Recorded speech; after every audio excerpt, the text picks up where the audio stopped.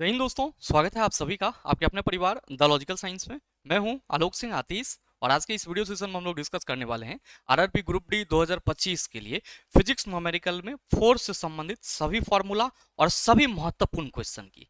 मेरे मित्र, ये जो आपका सेशन होने वाला है इसमें आप फोर्स से पूछे जाने वाले सभी न्यूमेरिकल क्वेश्चन को पढ़ेंगे और साथ में उस न्यूमेरिकल क्वेश्चन पे कौन सा फॉर्मूला अप्लाई होगा इसका एक समराइज फॉर्म भी देखेंगे। ध्यान में रखिएगा कि इस सेशन का पीडीएफ आपको हमारे टेलीग्राम ग्रुप से मिल जाएगा, जिसका लिंक इस वीडियो के नीचे डिस्क्रिप्शन में दिया हुआ है। आप वहां से जाकर के पीडीएफ को एक्सेस कर सकते हैं। बहरहाल आइए अपने सेशन की शुरुआत करते हैं और देखते हैं एग्जाम रेलेवेंट क्या कुछ सीख पाते हैं। मेरे मित्र, सेशन में आगे बढ़ने से पहले आपकी जानकारी के लिए बताना चाहूंगा कि आज है आपका 1 अक्टूबर और कल है आपका 2 अक्टूबर। जैसा कि आप सबों को मालूम है कि नवरात्रि में द लॉजिकल साइंस एप्लीकेशन पर सभी बैचेस में ऑफर चल रही थी और ये ऑफर आपका कल 2 अक्टूबर 12 बजे रात में समाप्त होने को जा रही है। और मेरे मित्र, अगर आप चाहते हैं हमारे साथ जुड़ करके NCERT line by line discuss करना, मिशन 2025 में साइंस फाउंडेशन और NCERT line by line discussion का पूरा एक समरी देखना, आप सभी का स्वागत रहेगा द लॉजिकल साइंस एप्लीकेशन पे। ध्यान में रखिएगा, न सिर्फ मिशन 2025 और NCERT 9th and 10th master solution batch, बल्कि जितने भी बैचेज हैं उन सभी बैचेज पे सर कल तक ऑफर चल रहा है। तो आप सभी अगर हमारे साथ जुड़ करके अपने साइंस, बेसिक साइंस, ट्रेड, इन सभी को एक नया आयाम देना चाहते हैं, एक नया दिशा देना चाहते हैं, तो आप सभी का स्वागत रहेगा द लॉजिकल साइंस एप्लीकेशन पे। मेरे मित्र, बैच से संबंधित किसी भी तरह की जानकारी के लिए आप इस दिए गए नंबर पे कॉल या व्हाट्सएप कर सकते हैं। बहरहाल जो हम लोग चर्चा करने वाले हैं मेरे मित्र, उसमें हम लोग सबसे पहले क्या चर्चा करेंगे, तो आप सभी ध्यान देना कि सबसे पहले जो हम लोग चर्चा करने वाले हैं वो फोर्स से संबंधित सभी फॉर्मूला की, सभी सूत्र की। मेरे मित्र, बल आप सभी परिचित हैं, ऐसे कोई भी छात्र नहीं होंगे जो बल को नहीं जानते होंगे। क्या कहते हैं कि सर ये एक भौतिक कारक है जो किसी वस्तु में लगकर उस वस्तु की अवस्था में परिवर्तन ला देता है या लाने की चेष्टा करता है। अब मेरे मित्र, आप सबों को मालूम है कि बल किसी वस्तु पर लगेगी तो क्या हो सकता है। आप कहेंगे पहला अवस्था में परिवर्तन हुआ, मतलब अगर वस्तु विराम में है तो गति में आ सकता है, गति में है तो विराम में आ सकता है। अब मेरे मित्र, जैसे ही गति में आएगा तो आप कहेंगे वेग भी परिवर्तित होगा और फिर संवेग भी होगा और फिर त्वरण भी होगा। तो ये सारी चीजें आपको देखने को मिलेगी जब आप किसी भी वस्तु पर बल लगाएंगे तो। और मेरे मित्र, आप सभी ये ध्यान देना कि जब भी आप किसी वस्तु पर बल लगाते हो तो जो बल का परिमाण होता है वो किसके बराबर होता है। आपको याद रखना होगा कि किसी वस्तु पर जो लगाया गया बल होता है वो वस्तु के द्रव्यमान m जो है यहाँ पे किसको बता रहा है, वस्तु के द्रव्यमान को बता रहा है, और जो a है ये किसको बता रहा है, त्वरण को बता रहा है। तो मेरे मित्र, आप सभी ये ध्यान रखना कि जब भी आप किसी भी वस्तु पर बल लगाओगे वो बल किसके बराबर होगा, वस्तु के द्रव्यमान और त्वरण के गुणनफल के बराबर होगा। अब किसी भी फॉर्मूला में अगर मान लो कि वो मतलब 3 टर्म को रिप्रेजेंट कर रहा है, जैसे कि ये बल इक्वल टू हमने लिखा द्रव्यमान गुना त्वरण, तो यहाँ पे बल है, द्रव्यमान है, त्वरण है। अब इस तीनों में से कोई 2 दिया हुआ है तो एक नहीं निकल जाएगा। आप कहेंगे बिल्कुल, तो जब चला जी आपको F equal to M A याद है तो आप A इक्वल टू एफ बटा एम कह सकते हो और M इक्वल टू एफ बटा ए कह सकते हो, ये याद रखना। साथ ही मेरे मित्र, ये जो बल के लिए व्यंजक है ये कहां से आया है, आप सभी कहेंगे कि गुरुजी न्यूटन सेकेंड लॉ से आया है। न्यूटन सेकेंड लॉ से क्या मिला है, आप सभी कहेंगे बल के लिए समीकरण मिला है। न्यूटन सेकेंड लॉ से क्या मिला है, बल के लिए समीकरण मिला है। मेरे मित्र, याद रखना कि जो बल है, जो फोर्स है, ये फोर्स आपका क्या होता है, तो आप सभी कहते हैं सर ये एक सदिश राशि है। क्या होता है, सदिश राशि। और बल के लिए अगर हम लोग यूनिट की चर्चा करें, यानी कि हम लोग इसके लिए मात्रक की चर्चा करें, तो आप सभी कहेंगे कि गुरुजी इसका जो एसआई यूनिट होता है वो होता है न्यूटन। क्या होता है, न्यूटन, जिसको हम लोग किससे रिप्रेजेंट करते हैं, एन से रिप्रेजेंट करते हैं। और सीजीएस यूनिट क्या होता है, आप सभी कहते हैं सर बल का सीजीएस यूनिट डाइन होता है। याद रखने वाली बात है ये सब। मेरे मित्र, याद रखना कि आप F equal to M A कह रहे हो और कह रहे हो कि सर बल एक सदिश राशि है, इसका ऐसा यूनिट न्यूटन होगा, तो आपको यह ध्यान रखना होगा कि 1 न्यूटन किसके बराबर होता है। तो मेरे मित्र, आप सभी ध्यान रखेंगे कि 1 न्यूटन वह बल होता है जो किसी 1 केजी के वस्तु में लगकर उस वस्तु में 1 मीटर पर सेकंड स्क्वायर का त्वरण उत्पन्न करता है। यानी कि 1 न्यूटन इक्वल टू आप ये कह सकते हो, 1 न्यूटन इक्वल टू आप कह सकते हो 1 केजी मीटर पर सेकंड स्क्वायर। क्या कह सकते हो, 1 केजी मीटर पर सेकंड स्क्वायर। ये चीज ध्यान में रखना। कई बार आपसे बल का बीमीय सूत्र भी पूछ लिया जाता है, तो घबराना नहीं है। हम लोग सीधे क्या कहेंगे, mlt टू द पावर -2 क्या हो जाता है, बल का बीमीय सूत्र हो जाता है, यानी कि बल का बीमा हो जाता है। सिंपल है, यहाँ पे m होगा और l, और आप क्या कहेंगे कि sir t to the power -2, क्योंकि सेकंड का स्क्वायर करना है हमको। तो आप सभी ये याद रखेंगे हमेशा कि बल का बीमीय सूत्र mlt to the power -2, 1 newton 1 KG metre पर सेकंड स्क्वायर के बराबर होगा। यूनिट न्यूटन होता है, बल क्या है, सदिश राशि है। अब मेरे मित्र आप सभी को मालूम है, आपने मोशन वाला चैप्टर जो पहला न्यूमेरिकल का क्लास था उसको जरूर देखा होगा। नहीं देख पाए तो डिस्क्रिप्शन में लिंक है, आप जाकर के देख लीजिए। मेरे मित्र आप सभी ध्यान देना कि त्वरण इक्वल टू आप सभी क्या कहते हो, वेग में परिवर्तन की दर v माइनस यू बटा टी। तो मेरे मित्र अगर हम इस a के जगह ये वाली वैल्यू रख दे तो क्या होगा, आप सभी ध्यान रखना कि sir f equal to M into V minus U by T हो जाएगा। तो अगर आपके क्वेश्चन में वस्तु का द्रव्यमान दिया हुआ रहे, वस्तु का प्रारंभिक वेग, वस्तु का अंतिम वेग और समय, तो मेरे मित्र आप बल इस फॉर्मूला से निकाल सकते हो। तो बल निकालने के लिए पहला फॉर्मूला ये, दूसरा फॉर्मूला आप ये यूज कर सकते हो। अब याद रखना कि कोई भी वस्तु है इस दुनिया में, हर एक के पास द्रव्यमान है और वो अगर दौड़ रहा है, चल रहा है, गति में है, तो उसका सर क्या होगा, कुछ ना कुछ वेग होगा। जैसे हमारे शरीर है चला तो हमारा कुछ ना कुछ द्रव्यमान है, अब हम दौड़ना शुरू कर दिए तो हमारा कुछ ना कुछ वेग होगा। तो हमारा जो द्रव्यमान है और जिस वेग से हम दौड़ रहे थे उस दोनों का गुणनफल संवेग कहलाता है। मेरे मित्र आप सभी ये कह सकते हो कि किसी वस्तु का द्रव्यमान उसके वेग का गुणनफल संवेग कहलाता है। संवेग भी क्या है, आप सभी कहेंगे 100 से संवेग, 100 से सदिश। संवेग भी हमारा सदिश राशि है, संवेग भी क्या है, हमारा सदिश राशि है। और मेरे मित्र याद रखेंगे कि संवेग के लिए ऐसा यूनिट हम लोग क्या लिखते हैं, संवेग के लिए ऐसा यूनिट हम लोग क्या लिखते हैं, तो आप सभी कहेंगे कि गुरुजी मास का यूनिट हम लोग केजी लिखेंगे और वेलोसिटी है तो ये हमारा केजी मीटर पर सेकेंड हो जाएगा। क्या हो जाएगा, केजी मीटर पर सेकेंड। आप सभी ये चीज ध्यान में रखना, केजी मीटर पर सेकेंड। मेरे मित्र याद रखेंगे कि संवेग में परिवर्तन, जैसे कि मान लो कि हम यहाँ पे अभी स्टार्टिंग में है, जीरो, हमारी वेग क्या है, जीरो है, हम दौड़ना शुरू किए, तो मेरे मित्र जब हम यहाँ पे रुके हुए थे तो हमारे उस वक्त भी बॉडी का कुछ ना कुछ द्रव्यमान था, लेकिन वेग क्या था, जीरो। तो मेरे मित्र जब हम रुके हुए थे तब हमारी संवेग क्या होगी, आप कहेंगे शून्य, क्योंकि आपके अंदर तो वेग था ही नहीं। जब हम दौड़ना शुरू किए तो हमारा वेग भी हो गया। तो आप सभी याद रखना कि यहां संवेग में परिवर्तन कैसे हुआ है, तो सर जब आप दौड़ना शुरू किए और दौड़ने से पहले का जो आपका संवेग था, तो मेरे मित्र जब हम दौड़ना शुरू किए तो उसको P2, जब हम दौड़ना स्टार्ट कर दिए और हमारी वेग भी हो गई तो उसको P2 मान लो, और जो P1 है वो हमारी प्रारंभिक संवेग है। तो जब भी संवेग में परिवर्तन की बात करी जाएगी तो हम डेल P से रिप्रेजेंट करेंगे। डेल P किसके बराबर होगा, P2 माइनस P1 के बराबर होगा। किसके बराबर, P2 माइनस P1 के बराबर। याद रखना आप सभी कि बल इक्वल टू संवेग में परिवर्तन बटा समय भी कह सकते हैं, यानी कि आप P2 माइनस P1 बटा T भी कह सकते हैं। अगर आपके क्वेश्चन में संवेग में परिवर्तन दिया हुआ रहे और मेरे मित्र आपसे बल पूछे तो आप सभी कहेंगे सर समय तो रहेगा ही, P2 माइनस P1 बटा T कर देंगे। और याद रखना इन सभी फॉर्मूला से सवाल पूछे गए हैं, आप अभी देखेंगे। मेरे मित्र नेक्स्ट आवेग, आप सभी ध्यान रखना कि बल और समय का गुणनफल होता है। आवेग क्या होता है, बल और समय का गुणनफल होता है।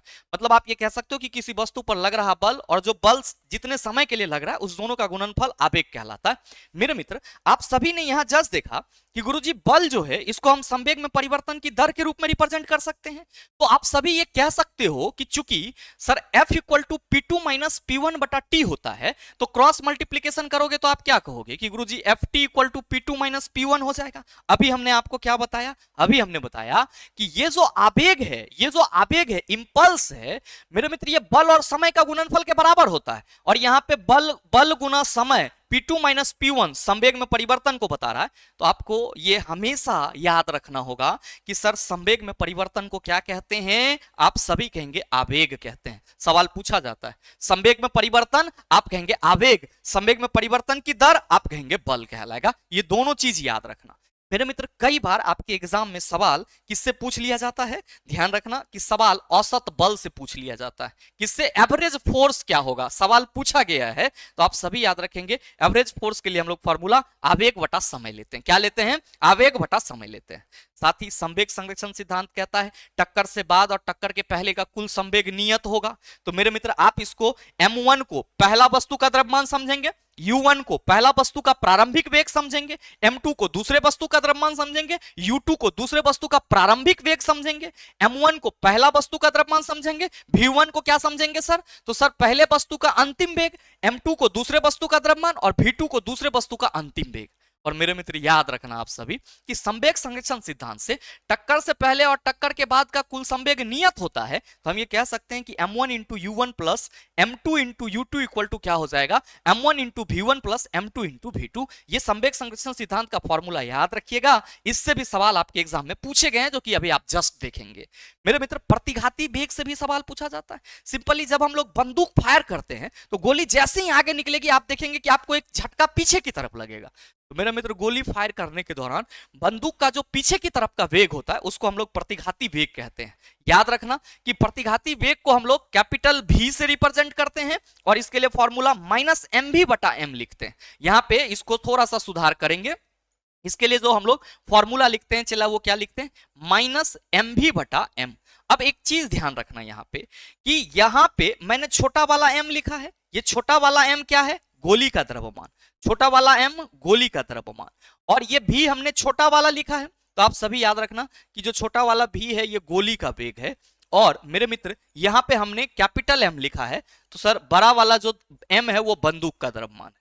अब आप तो कहेंगे कि गुरुजी हम तो कंफ्यूज आ जाएंगे, हमको कैसे पता चलेगा कि गोली का द्रव्यमान है ये बंदूक का द्रव्यमान है। चला ये बताओ कि बंदूक बड़ा कि गोली बड़ा। आप कहेंगे सर जी बंदूक बड़ा, देखने में तो बंदूक बड़ा लगता है, लेकिन बंदूक से थोड़ी कोई मरता है, वो तो गोली लगने से मरता है।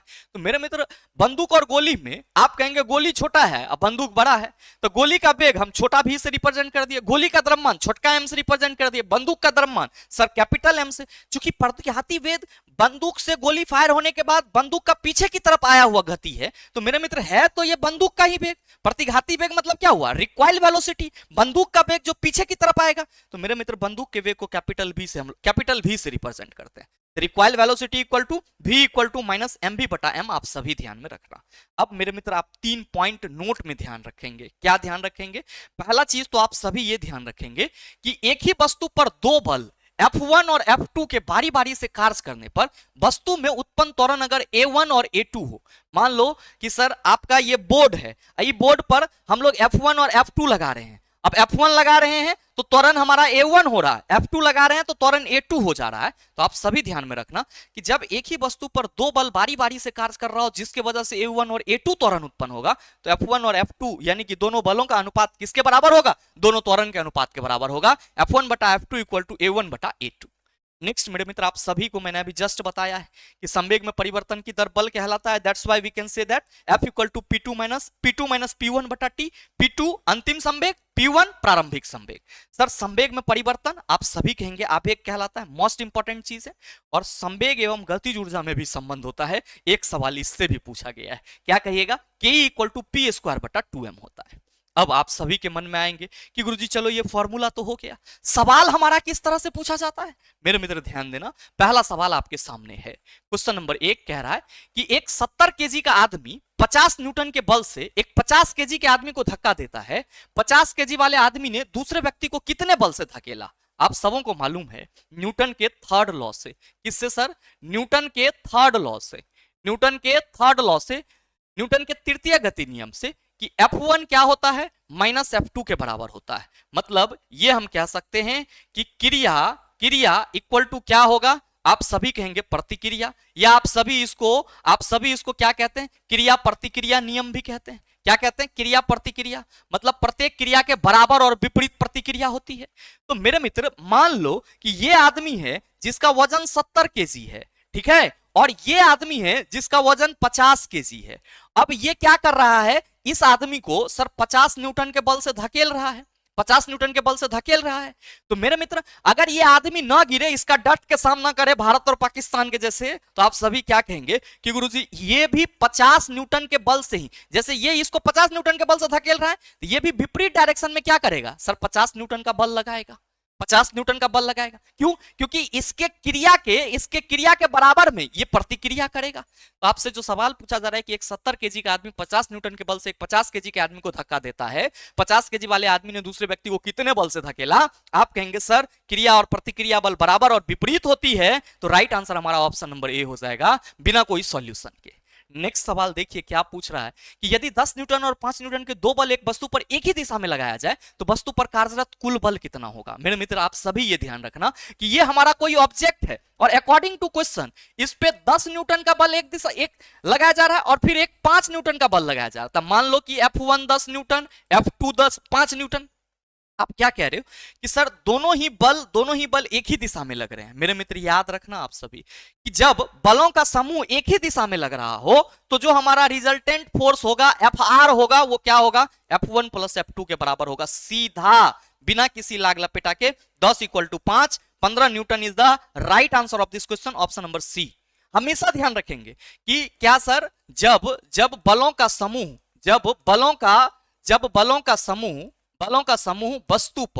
वस्तु पर एक ही दिशा में लग रहा हो, क्या हो, एक ही दिशा में लग रहा हो, एक ही दिशा में हो तो आप सभी कहेंगे कि गुरुजी जो हमारा रिजल्टेंट फोर्स होगा, परिणामी बल होगा, F1 प्लस F2 के बराबर होगा।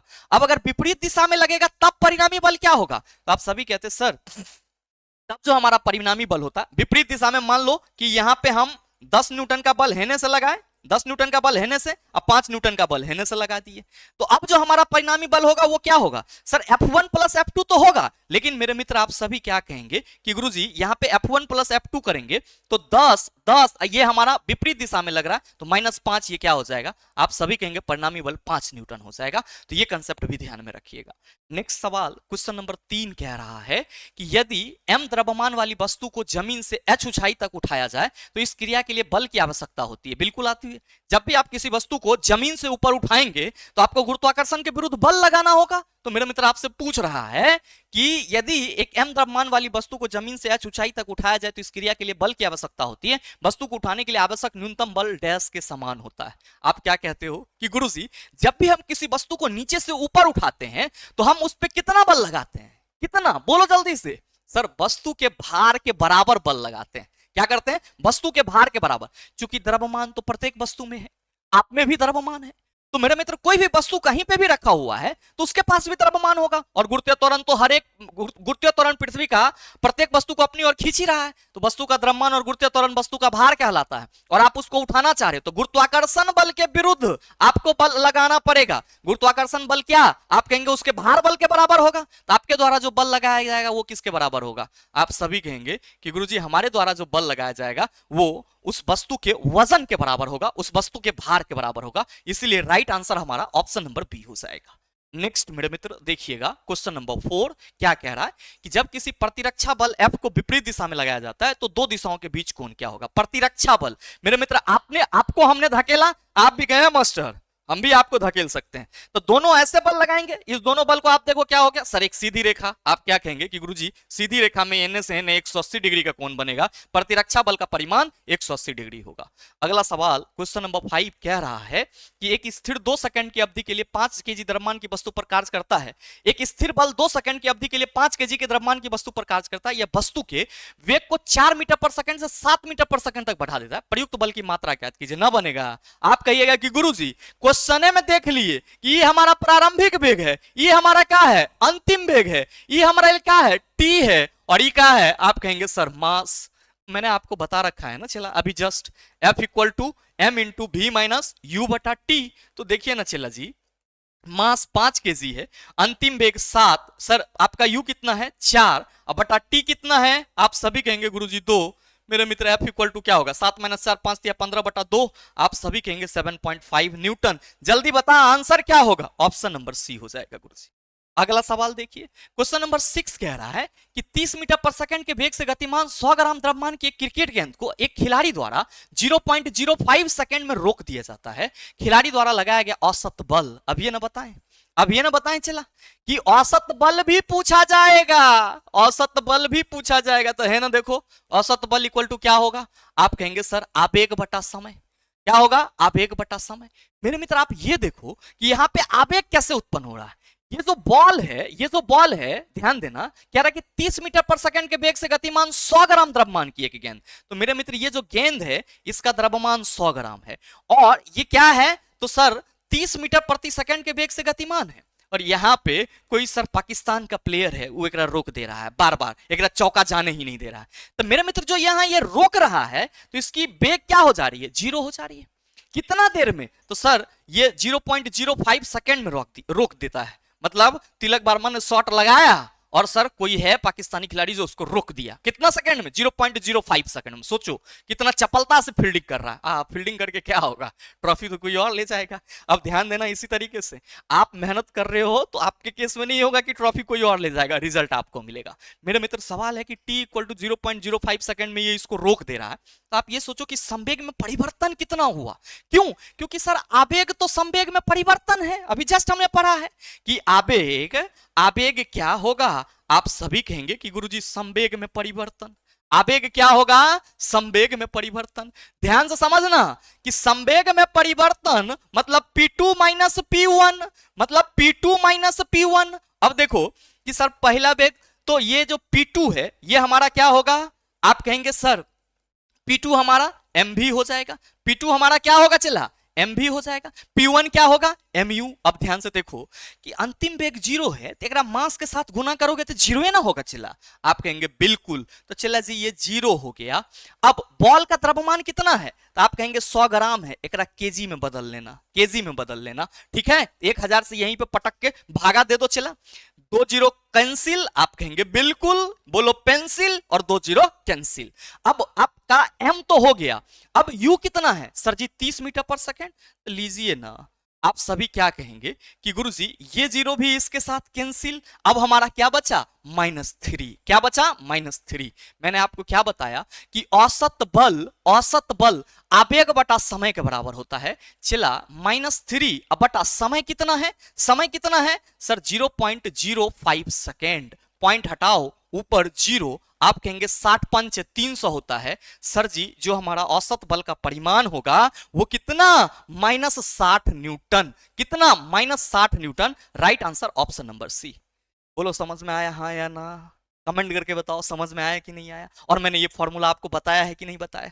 अगला सवाल देखो, क्वेश्चन नंबर 7 क्या पूछ रहा है कि एक 2 केजी की वस्तु 4 मीटर पर सेकंड के त्वरण से गति कर रहा है, इस पर लगने वाले कुल बल क्या है। ठोकिए आंसर जल्दी से, कहिएगा F इक्वल टू m में 4 दूना 8, मास एक्सेलरेशन को गुना कर देंगे, 8 न्यूटन न चला, बिना किसी लाग लपेटा के। अगला सवाल देखो, क्वेश्चन नंबर 8, किसी वस्तु के संवेग में 0.02 सेकंड में 10 केजी मीटर पर सेकंड परिवर्तन होता है, तब वस्तु पर कार्य कर रहा बल। देखो ध्यान से, क्वेश्चन में बड़ा ही सरलता से कह दिया है कि किसी वस्तु के संवेग में 0.02 सेकंड में 10 केजी मीटर पर सेकंड का परिवर्तन होता है। तब चला संवेग में परिवर्तन 10 केजी मीटर पर सेकंड कितना देर में हो रहा है, 0.02 में, तो बल नहीं आएगा हो, डेल पी बटा टी ना कह दीजिएगा। तो आप सभी क्या कहेंगे कि गुरुजी 10 बटा 0.02, पॉइंट हटा दो, ऊपर 0, 500 दूना 1000, F इक्वल टू क्या होगा, आप कहेंगे 500 newton. Right answer option number सी।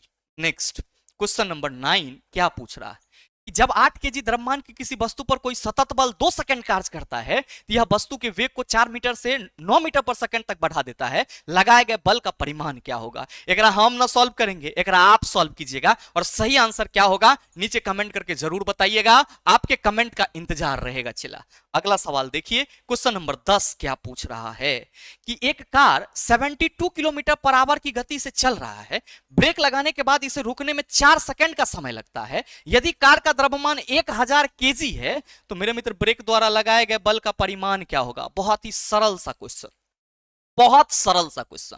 कह रहा है कि कोई कार 72 किलोमीटर पर आवर की गति से चल रहा है और फिर 4 सेकंड पर ब्रेक दबा दिया, सामने में कुछ आ गया होगा, तो मेरे मित्र ब्रेक दबाया तो उसकी वेग क्या हो गई, 0। तो आप सभी क्या कहेंगे कि अकॉर्डिंग टू क्वेश्चन कार का जो द्रव्यमान है, अकॉर्डिंग टू क्वेश्चन कार का जो द्रव्यमान है वो कितना है, 1000 केजी। कार का जो प्रारंभिक वेग है वो कितना है, 72 किलोमीटर पर आवर। चला एकरा मीटर पर सेकंड में चेंज कर लेना, हम बताए हैं पिछला वीडियो में, आप सभी डिस्क्रिप्शन में लिंक दिया हुआ है, पिछला वीडियो जरूर देख लेना अगर एग्जाम देना चाह रहे हो तो। u इक्वल टू क्या होगा, आप कहेंगे 20 मीटर पर सेकंड। ब्रेक लगा दिया 4 सेकंड में, तो v हमारा 0, t कितना सर 4 सेकंड। मेरे मित्र सवाल तो सॉल्व हो गया। F equal to m into v minus u बटा t।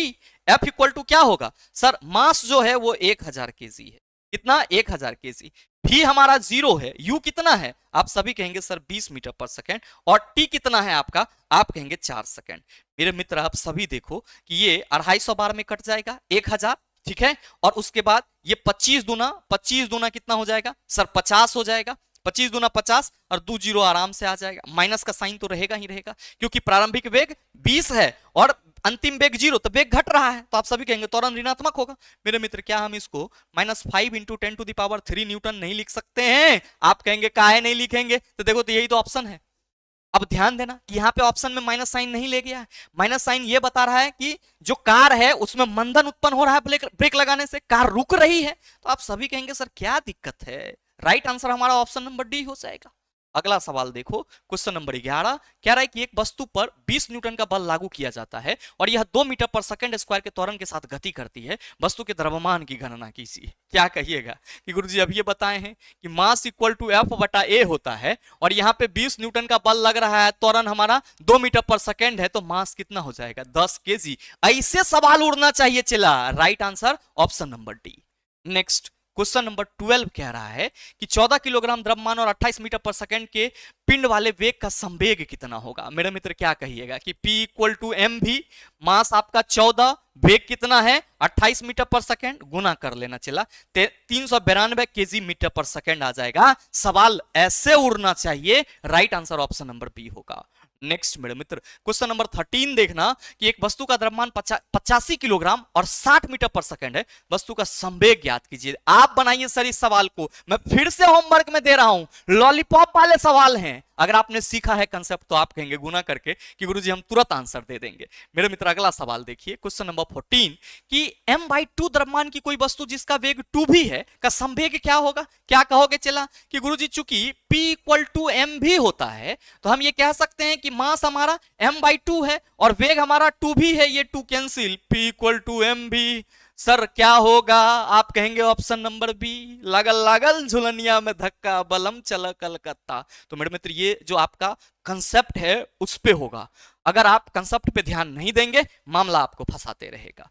मेरे मित्र ध्यान दो, अगला सवाल कि यदि किसी गतिमान पिंड की चाल दोगुनी कर दी जाए तो क्या होगा। क्या कहिएगा कि गुरुजी गतिमान पिंड की चाल, जैसे कि हम ऐसे ऐसे चल रहे हैं, हमारा कुछ पीछा से वो पागल कुत्ता खेदार दिया तो एकदम चाल को बढ़ा दिए, तो हमारा संवेग क्या होगा सर दोगुना। क्यों, क्योंकि P = तो mv होता है और P सर वेग के डायरेक्टली प्रोपोर्शनल है। तो हम क्या कहेंगे कि सर इसकी स्थितिज ऊर्जा दोगुनी होगी, बिल्कुल नहीं। त्वरण दोगुना होगा, बिल्कुल नहीं। इसका संवेग दोगुना हो जाएगा। अगला सवाल है क्वेश्चन नंबर 16 कि 200 ग्राम द्रव्यमान वाली एक वस्तु का 10 जूल गतिज ऊर्जा के साथ संबंध क्या होगा, संवेग क्या होगा। क्या बताया था मैंने कि वस्तु के गतिज ऊर्जा और संवेग में रिलेशन होता है, K = P²/2m।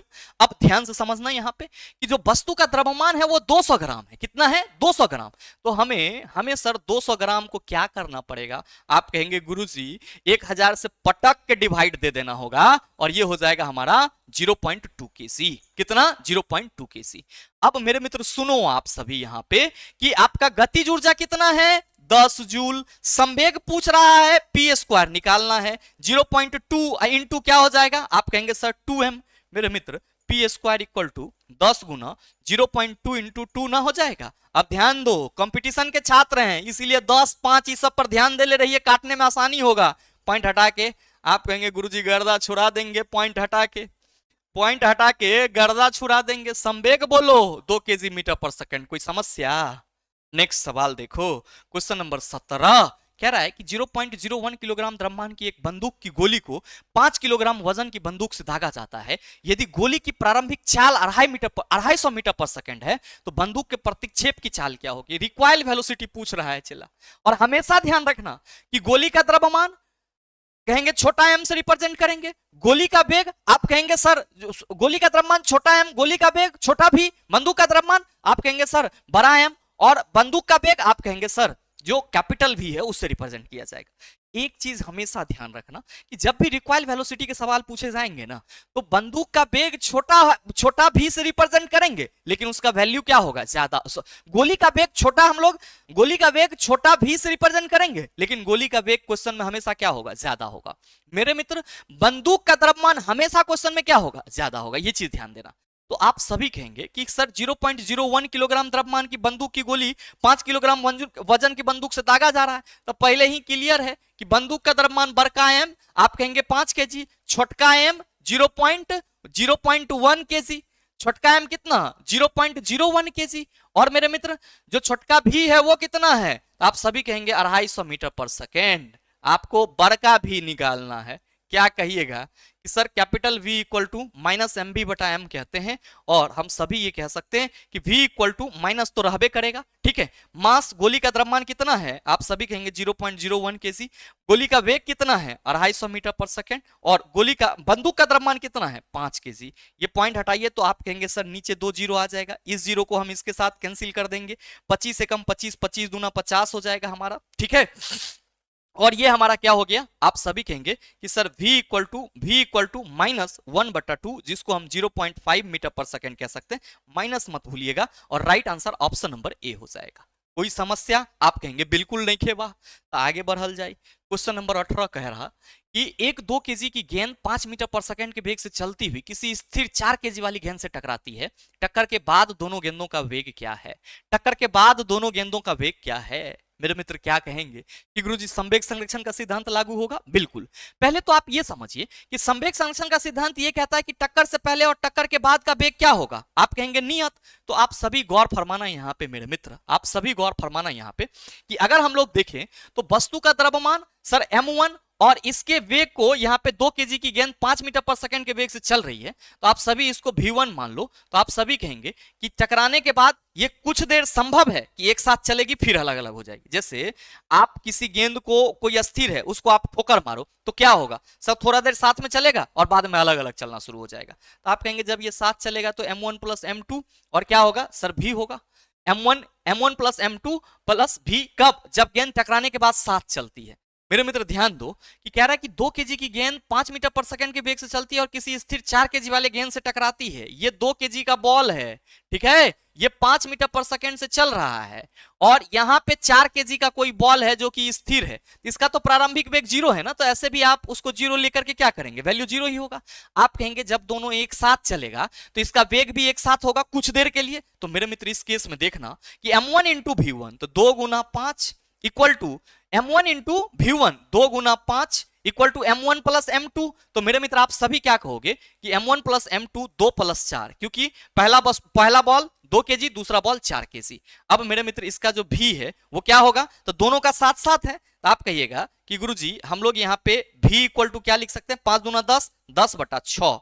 ये मेरे मित्र क्या हो जाएगा, 6 एकम 6 और 6 के 36, इसको हम लोग 1.66 ले सकते हैं। कितना ले सकते हैं, 1.66 ले सकते हैं, ठीक है।